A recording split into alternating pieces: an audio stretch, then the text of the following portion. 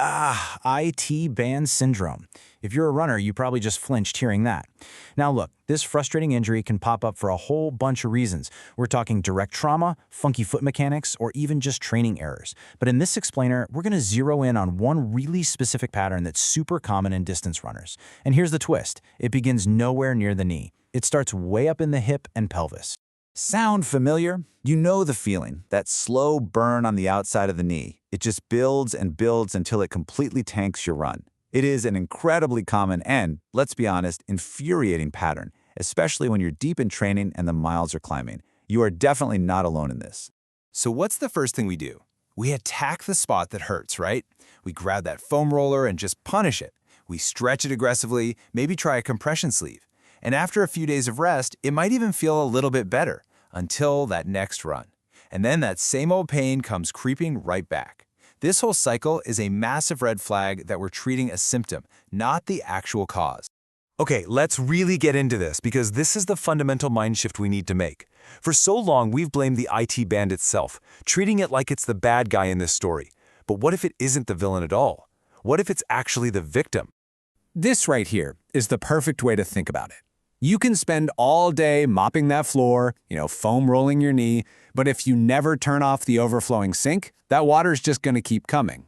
Our job is to find the faucet. So let's be clear about what the IT band even is. It's not really a muscle that gets weak or fails. It's this incredibly thick, tough band of connective tissue. Think of it like a stabilizing cable for your leg. So when it hurts, it's not failing you. It's screaming at you that it's being massively overloaded, forced to do way more work than it was ever designed for.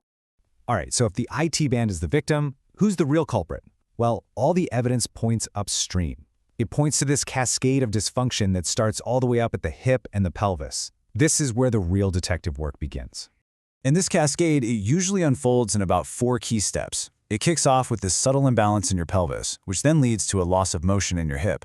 That messes with your running form, creating a pattern that, you guessed it, finally overloads the IT band. Let's break each one of these down. So, step 1 starts with the pelvis. Most of us, just from living life, develop a little bit of a twist or a tilt. This creates what we call a functional or virtual long leg on one side. It's not that the bone is longer, but your body has to act like it is, and that forces a tiny compensation with every single step you take. And that brings us to the hip. This part is absolutely crucial. To deal with that pelvic tilt, the body often gives up internal rotation in the hip, so those deep rotator muscles get super tight, and even worse, the key stabilizing muscles on the side of your hip, your gluteus medius and minimus, they basically get weak or just turn off. And when those guys go on vacation, it's a huge problem for your running form. Now we get to the part you can actually see. When those side hip stabilizers aren't doing their job, your pelvis drops every time you land on that leg. And to stop you from just toppling over, your body comes up with a clever but problematic compensation. It makes your foot land across the center line of your body. We call this a crossover gait. And here's the consequence of that. When you run with a crossover gait, the forces coming up from the ground don't travel cleanly through your joints anymore. Instead, you get all this weird torque and tension. Your IT band has to work like crazy just to stabilize your knee. Now multiply that extra stress by thousands and thousands of steps, and you've got pain. Now, what's really fascinating to me is that this whole modern biomechanical view has a parallel in ancient medicine. Eastern medicine actually describes the exact same pattern, just using a different language. It gives us this cool east-west bridge to see the problem in a whole new light. Just look at this comparison.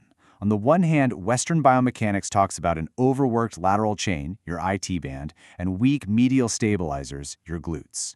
On the other hand, Eastern medicine calls this gallbladder channel excess and spleen channel deficiency. It sounds different, but they are describing the exact same imbalance: a weak inside and a tense, overworked outside. To put it simply, the gallbladder channel, which runs right along your IT band, becomes rigid and overworked. That's the excess part. And it does that to make up for a weak or deficient spleen channel, which is all about muscular support on the inside of the leg. It's a perfect mirror of the biomechanical model we just talked about. So all this brings us back to the most important question.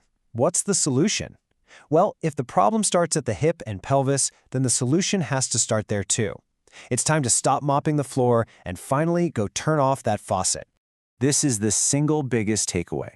Stop punishing the victim. Your IT band has had enough. The real path forward, the way to actually fix this for good, is to restore proper function to the muscles that are supposed to be controlling your hip and pelvis. Get them to do their job so the IT band doesn't have to. A real assessment for this is like being a detective, looking for these specific clues. Can you actually turn on your glute medius when you're standing on one leg? Is that crossover gait visible when you run? And here's the big one.